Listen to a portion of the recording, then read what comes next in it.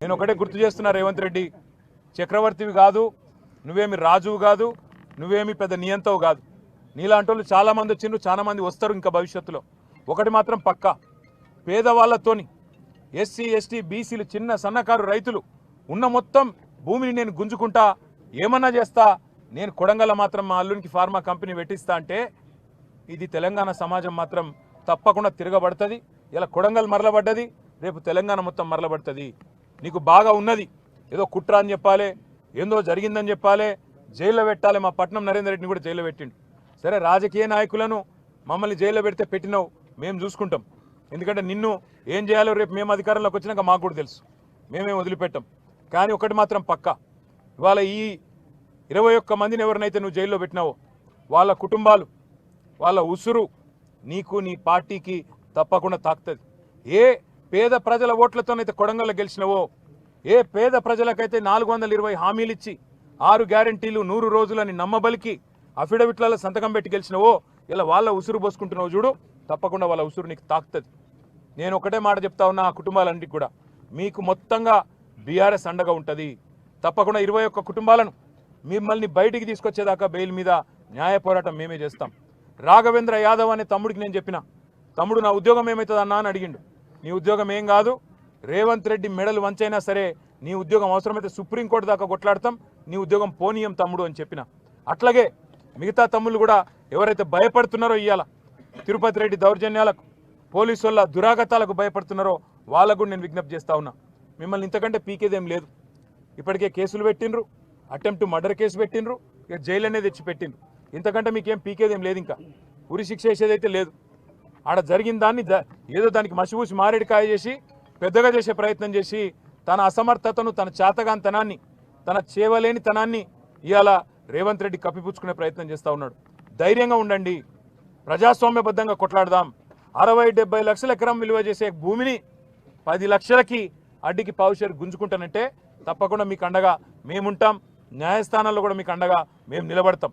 ఎవ్వరు కూడా బెదిరించినా, ఎందుకంటే వాళ్ళు భయపడుతున్నారు, బయటికి వచ్చినాక బెదిరిస్తారన్నా, మళ్ళీ కేసులు పెడతారన్నా, మళ్ళీ జైలుకు పంపుతారన్నా, మేము సంతకాలు పెట్టాల్సి వస్తుందేమో అన్నా అని చెప్పి వాళ్ళు భయపడతా ఉన్నారు.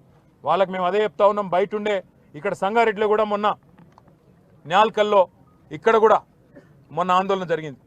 రేవంత్ రెడ్డి అనాలోచిత నిర్ణయాల వల్ల ఫార్మా సిటీ అని కేసీఆర్ పెడితే హైదరాబాద్ దగ్గర 14,000 ఎకరాలు సేకరిస్తే అది వద్దు, రద్దు, అక్కడ రియల్ ఎస్టేట్ దందా చేస్తా, మా అన్నగాన్లకు అక్కడ మా తమ్ముళ్లకు నేను భూముల సమర్పణ చేస్తా, ఫార్మా విలేజ్ల పేరిట ఇక్కడ సంగారెడ్డి జిల్లా న్యాల్కల్లో, అక్కడ కొడంగల్లో, ఇంకా అట్లనే మిగతా తెలంగాణలో కూడా ఒక 20 ఫార్మా విలేజ్లు పెడతా అని చెప్పి ఏదైతే ఇవాళ రేవంత్ రెడ్డి కొన్ని వికృతమైన అనాలోచితమైన ఆలోచనలు చేస్తూ ఉన్నాడో, ఈ విషయంలో సంగారెడ్డి రైతులైనా సరే, న్యాల్కల్ రైతులైనా సరే, కొడంగల్ రైతులైనా సరే ధైర్యంగా ఉండండి. మీకు బీఆర్ఎస్ ఉన్నది, మీకు కేసీఆర్ ఉన్నాడు, మర్చిపోవద్దని చెప్పి నేను విజ్ఞప్తి చేస్తా ఉన్నా. మీకు ప్రజాస్వామికంగా రావాల్సింది, న్యాయంగా రావాల్సింది పిచ్చేదాకా మేము మీకు అండగా నిలబడతాం. వీళ్ళు ఎన్ని అక్రమ కేసులు పెట్టినా, ఎన్ని అక్రమ నిర్బంధాలు చేసే ప్రయత్నం చేసినా తప్పకుండా అవి మేము ఎదుర్కొంటాం. ఇవాళ సంగారెడ్డి కేంద్ర జైల్లో ఇవాళ వాళ్ళందరినీ కలిసిన తర్వాత మాకు అనిపించింది ఒకటే, తప్పకుండా ఈ ప్రభుత్వం పేదవాడి ఉసురు తాకి, పేదవాడి కన్నీళ్లలోనే ఇవాళ గిరిజన బిడ్డలు కన్నీళ్లు పెడతా ఉంటే అన్నా మమ్మల్ని కొట్టినారు చూడు అంటే, వాళ్ళు నిజంగా కూడా ఒక్కొక్కరు ఇప్పుడే అనిల్ జాదవ్ చెప్పినట్టు 30-40 కిలోలు కూడా లేని పిల్లలు, వాళ్ళు పాపం మాల్ న్యూట్రిషన్తో బాధపడే పిల్లలు, బట్టలు కూడా చక్కగా లేవు, వాళ్ళు కలెక్టర్ను కొట్టినరు, అటెంప్ట్ మర్డర్ అని పెట్టడానికి నీకు మనసెట్లా ఒప్పింది రేవంత్ రెడ్డి అని నేను అడుగుతా ఉన్నా. చేతనైతే మాతోని కొట్లాడు, చేతైతే రాజకీయ నాయకులుగా మాతోని తలపడు, అంతేగాని పేదలకు ఈ రకమైన కష్టం కలిగించవద్దు. బేషరతుగా ఇకనైనా సిగ్గు తెచ్చుకొని ఈ కేసులన్నీ వెంటనే రద్దు చేయాలి, వాళ్ళని వెంటనే విడుదల చేయాలని చెప్పి మేము డిమాండ్ చేస్తూ ఉన్నాం.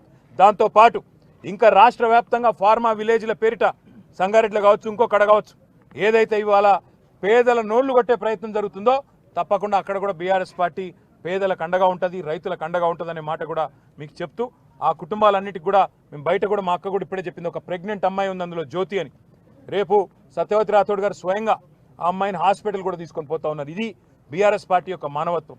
ఇవాళ బీఆర్ఎస్ అనే పార్టీ ఈ రాష్ట్రంలోని పేద వర్గాలందరికీ అన్ని రకాలుగా అండగా ఉంటుంది, ఏ కష్టం వచ్చినా మేము ఉంటామనే మాట మళ్ళొక్కసారి చెప్తూ, మరి మీకు కూడా మీడియా మిత్రులకు గత 2 రోజులుగా ఈ సంఘటన అన్నింటిని కూడా కవర్ చేస్తున్నందుకు మీకు కూడా ప్రత్యేకంగా ధన్యవాదాలు, నమస్కారాలు.